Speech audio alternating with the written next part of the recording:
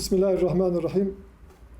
28 Aralık 2011 tarihinde Şırnak'ın Uludere ilçesinde 17'si çocuk, 34 sivilin savaş uçaklarıyla katledilmesinin üzerinden 8 yıl geçmesine rağmen failler hala ortaya çıkarılmamış ve kamu vicdanı tatmin edilmemiştir.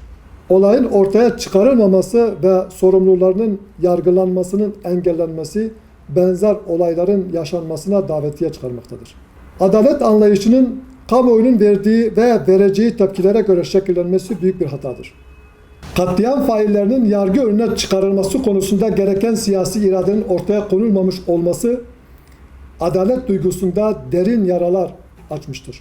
Henüz hiçbir şey için geç değildir. Kamuoyunun bu konuda ciddi bir beklentisi vardır.